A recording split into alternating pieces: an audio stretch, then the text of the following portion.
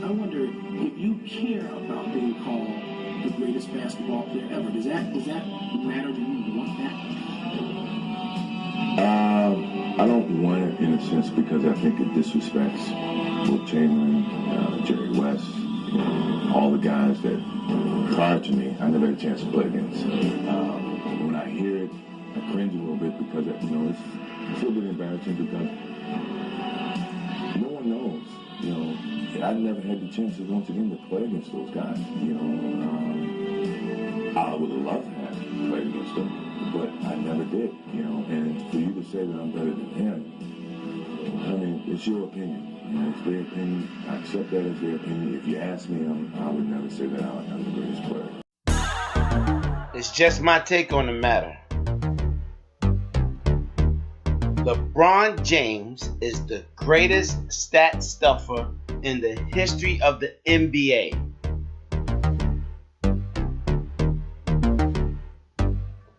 Lonzo Ball got the gift, but he doesn't have the glow.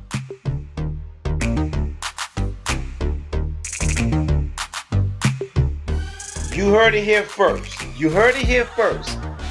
Bill Belichick sabotaged the Super Bowl. Michael Jordan is the standard by which basketball excellence is measured. Period. That's just my take. What's yours?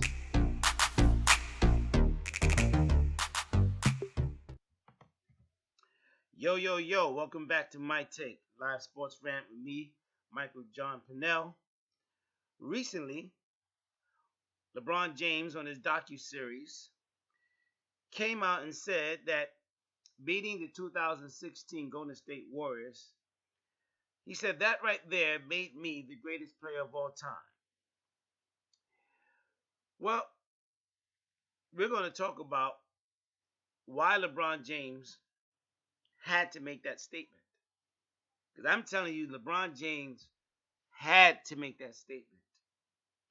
And I'm going to explain to you why he had to make that statement. But also, let me just address real quickly his reasoning behind that was that in beating the 2016 Golden State Warriors, he said that that was the greatest team ever assembled. Well, let me first address that. That is not the greatest team ever assembled. They're the three best players. Number one, Steph Curry. Steph Curry, depending on whose list you're looking at, is not even a top 20 all-time greatest player in the NBA. He may just scrape the top 20 by the time his career is over. He is not a top 20 all-time greatest player. Klay Thompson would struggle to be even in the top 30, maybe 25 to 30, but he's not a lock to be in the top 30 of the greatest all-time players. Draymond Green is not even, most likely, truthfully speaking, he's not even the top 100 players on a 100 list of all-time greatest players. So that statement that the 2016 Golden State Warriors is the greatest team ever assembled, but that's a completely false narrative. But nonetheless, the statement was made. Really, why was that statement made? Why did LeBron James have to make that statement? Why did he have to say that? Well, I'm going to explain to you why. Simply because neither his peers or his predecessors say that he is the greatest player of all time. See, when your peers and your predecessors say that you're the greatest, then that holds more weight, that holds more authority than what fans and media say. Fans Media is only an extension of fans. They're just fans who cover the sport. But our fandom does not hold authority as to who is and who isn't the greatest players of all time. The reason why Michael Jordan is widely considered and accepted as being the GOAT is because his peers and his predecessors all feel that he is the greatest player of all time. At North Carolina, he comes back and plays pickup with the guys. Kenny Smith was involved, and usually after we get through, if we lose, we go sit down, get a drink of water, drink Gatorade, whatever it is we drink. Michael wouldn't go drink anything. He stayed out there for the full duration of 2 hours without taking in 1 ounce of liquid to replenish. It just, his mindset is above so many others. And I think when you take that into consideration, I don't know if LeBron would win 3 games or 2, but he may win a game. But as soon as Michael loses one, he's going to win the next one, I believe. I'm saying, but if you want to, as the most dog one and go take the more serious that he gonna win the championships and do things, it's Michael Jordan. I took Jordan. You took Jordan? I'm never going against Jordan, dog. I've never seen. I thought Michael Jordan was Jesus Christ, like playing to be Michael Jordan. I swear to God, dog. Listen, man. I'm not saying that. I grew up in Chicago during the era when they were winning 6 championships. I understand. I was the same way. I had Jordan, the poster on my wall. I had all that. The only thing you didn't do is get out there and do this. If you had done this, you would be right here with me talking about what I'm talking about. But I mean, is now, Jordan is a little bit different in both of them to me. I think LeBron is a more all-around basketball player. He gets everybody in. Kobe is more of a scorer. Exactly. He's just a scorer. Right. The dude in the middle is probably everything. I mean, he's going to take a basketball game. I'll give you an example like Indiana the other night in Game 3 with LeBron. LeBron was trying to get his guys into it. Jordan would have took the basketball and scored every time. He would have scored every time.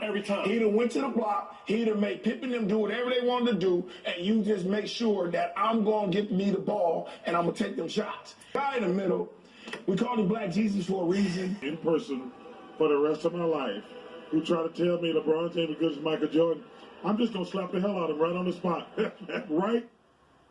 No question asked. The next person who walks up to me and say, LeBron James, who is amazing, as good as Michael Jordan, or competes like Michael Jordan, I'm just going to slap the hell out of you right on the spot. And I will take my chances with the judicial system. Last question for you, a flashback. I want you to have some fun with it.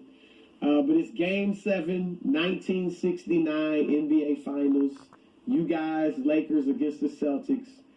And you, the Lakers, can add one player. And you can choose between LeBron James and Michael Jordan. Which one player are you adding? Well, I think the way the game was played, then, it would have probably been Michael Jordan. And yet, LeBron James, he probably could have played center. Yeah. Okay. So both of them would have been good, but I think the way that Michael played in New York would be certainly much more conducive because there was much more ball movement, not as much dribbling. Because I'm going to be very upset if he three-peats, that being Michael Jordan, because he's going to have something over me. See, I can tease him about my 5 championships. Now he's going to be able to, if he does it, be able to tease me about three-peats, and something I couldn't do. Of course, 5 titles for you and 4 other times in the finals, and each of the 4 times you lost, it was against certifiably great teams. Isaiah's already praised Michael to the heavens. One more quick one from you, Magic, then back to Isaiah. Do you feel that Michael is the best ever? I think so. I think he's not only the best basketball player, but probably the greatest athlete that's ever played any sport. And I also think that I had to give praise to another guy in Larry Bird. He was probably the most fierce competitor that I've ever faced. But Michael Jordan is not only the most exciting basketball player to ever play. We only dream about doing things that he can do, and that being So I got a question. There's this whole debate with him and LeBron, right? LeBron, you know, chasing Mount Rushmore, all this other stuff. Let me just ask the question. I just want to ask the question for you. Patrick. I just got to ask you. Well, go ahead. Okay. Can he do anything? Can he, at this point of his career, okay? I mean, he's won 3. He won 3. Okay? Mm-hmm. Can he do anything, for someone like you who knows this game very, very well? You're not going to take favorites. You're going to say what you're going to say. Can LeBron do anything to be known as the greatest of all time ahead of MJ? Probably have to win 7 or 8.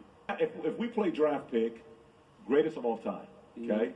And LeBron wins 7, let's just say.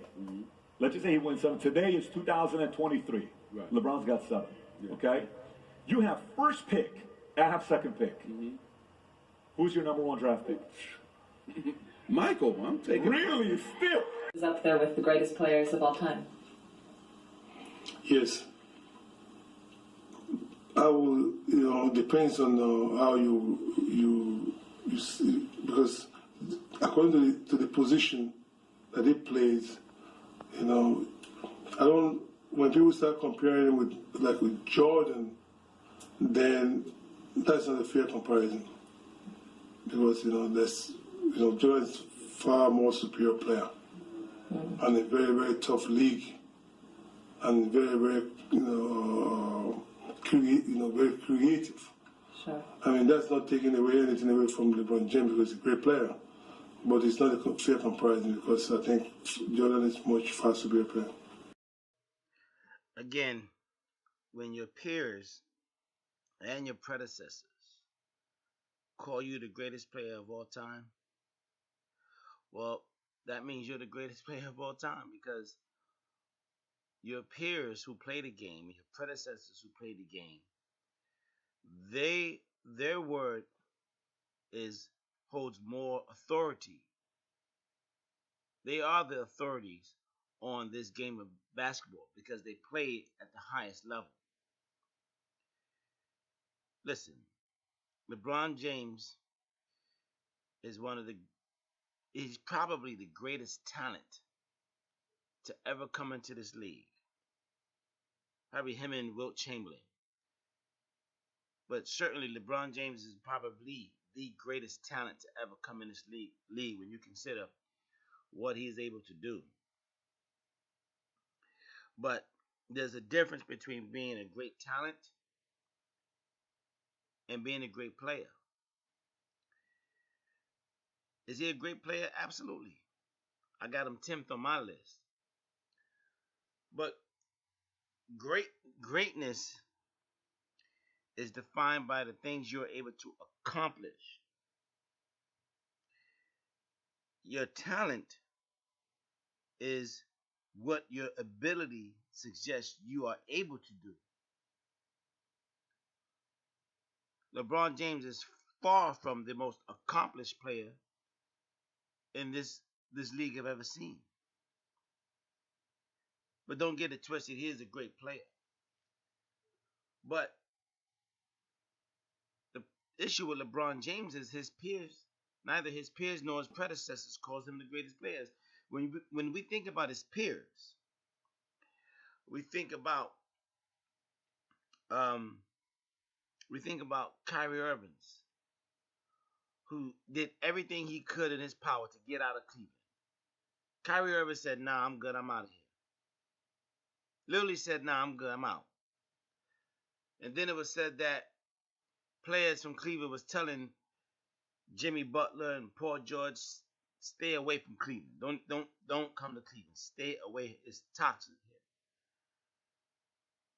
And then Paul George, who the media kept speculating, well, it wasn't even media, excuse me. Paul George stated himself that it was his lifelong dream to be able to play for his hometown team, the LA Lakers.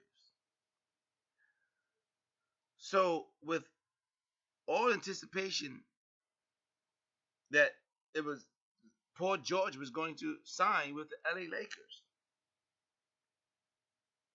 But Magic Johnson made the mistake in signing LeBron James. But once he signed LeBron James, Paul George said, "No, I'm good. I'd rather stay in OKC and play with Russell, who we just was swept out of the first round by a rookie in Utah. I'll stay here. I'm good. I'm not going to LA while LeBron James is there. That says a lot about how your peers view you. Then LeBron James contacts Kevin Durant, texts Kevin Durant, the report says, and say, let's go to LA. Kevin Durant says, why would I do that? And then it was, well, Kawhi Leonard. Well, Kawhi Leonard would want to go to LA. Kawhi Leonard got traded to Toronto and then end up saying, I like it here in Toronto. I'll probably stay here. And now it's, okay, well, maybe we can get Anthony Davis over there. But you see, his peers don't respect him. His predecessors do not view him as one of the greatest players of all time. And the issue is, when you start comparing him to the standard that is Michael Jordan, well, we're going to see all your flaws. We're going to see exactly what you are not. LeBron James is a great basketball player, but he's not the greatest player of all time. And the reason he isn't the greatest player of all time is because his peers nor his predecessors view him as such.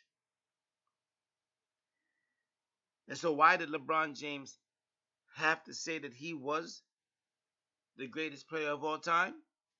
Well, it's simple. Because no one else is saying that he is the greatest player of all time.